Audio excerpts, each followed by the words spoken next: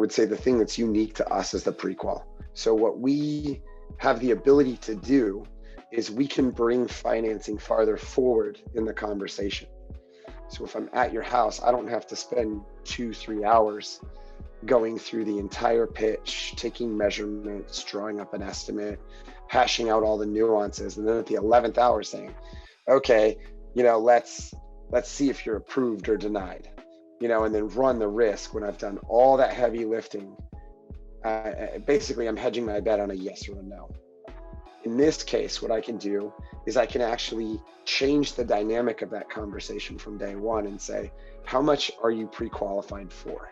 But we're gonna do a soft credit pull. We're gonna look at your FICO. We're gonna look at your monthly obligation for housing payment, so whatever that expense is.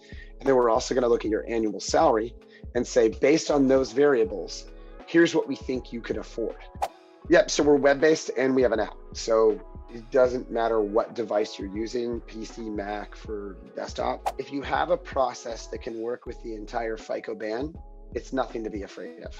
You have two different conversations that are going to happen. One is somebody who's a little bit more rate conscious that says, I want to make sure that I'm getting the best possible deal.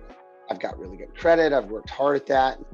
And then you've got this other side of the spectrum with low FICO scores that all your conversation is going to revolve around is access.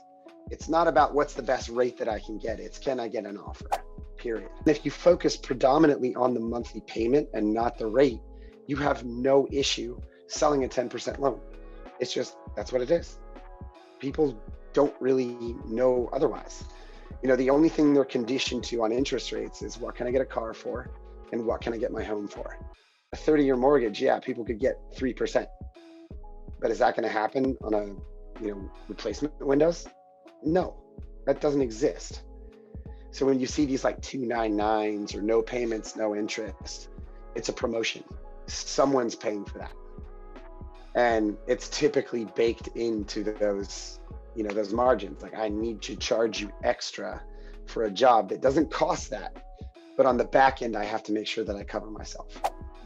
We can work with contractors. We actually have an ability in our tool to cap the APR. So if they don't feel comfortable giving, even if that person received offers, let's say you had someone that had a 550 FICO and they look at it and they go, oh my God, they saw a 20% APR. I don't feel comfortable showing that to one of my customers, even though that's the only thing they would ever have it's a snowball's chance in hell of getting approved on anything. It's gonna have a crappy APR or a poor APR. So with that said, it's all relative. Psychologically, it's lowering that barrier to entry for customers or homeowners, making it, making a really big financial decision seem that much less scary. So again, it makes it feel more palatable. It makes it feel more attainable.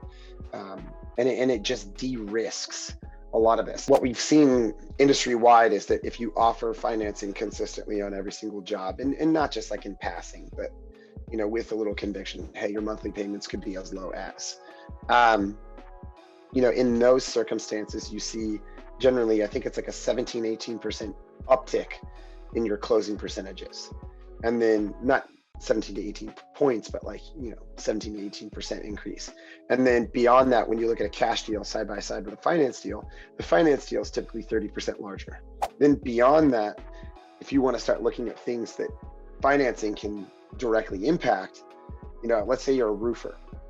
You can look at the average square of a roof and say, all right, I want to find a couple jobs that are apples to apples. And I want to look at some that are financed and some that are not financed. And I want to see what's the deviation in my average ticket. What's my average ticket with finance customers? What's my average ticket for non-finance customers or cash buyers? Shifting toward a more transparent process with customers is allowing a lot of our contractors to start really increasing that average ticket that they see. Even some beyond that 30%, industry standard, like I said, simply because if I come to you and I say, hey, you asked for 10, I got you 25, we're not going to spend 25, but you've got a lot of really cool options. Let's spend the bulk of our time figuring out what's exactly right for you. you're going to look at that and go, all right, I've got 25. All of a sudden, this $10,000 figure is no longer in your mind. Psychologically, you're looking at 25 going, I don't want to spend that much. And I want to make sure that I can still afford it. But anything below 25, I'm being frugal.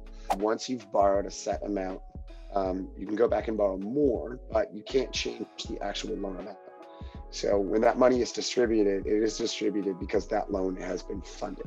So what we advise a lot of our customers on is they typically have an understanding of like what some of these change orders might yield. And the neat thing with our tool is you can actually borrow beyond the actual cost of the job itself. You know, if the job was $10,000 and you wanted to borrow 15 just to be safe, you can borrow 15. 10 goes to the contractor and you can sit on that 5 for incidentals. If for some reason I don't run into any change orders or everything goes perfectly smooth, which never does, I can immediately put that money back on the principal of the loan because there's 0 prepayment penalty for any Hearth loan. There are absolutely those customers that just get outright denied.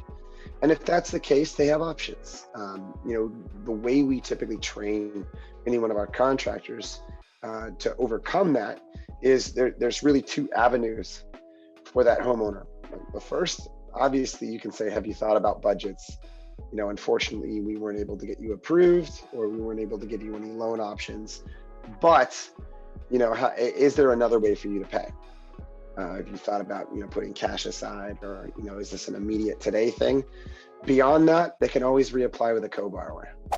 But what you're still finding is that the market is so hot and inventory is so low that when somebody goes into a home to purchase, they're having to basically wring every dollar in cash they have to get the house. And it leaves them with very little access to cash to remodel. Same thing when you look at those who are trying to sell their home. They're looking at this going like, oh my God, I could capitalize on an incredibly hot market right now. Why wouldn't I? But I don't necessarily want to come out of pocket 30 grand to upgrade the home, to take it, you know, 30 grand in cost to 150,000 in equity.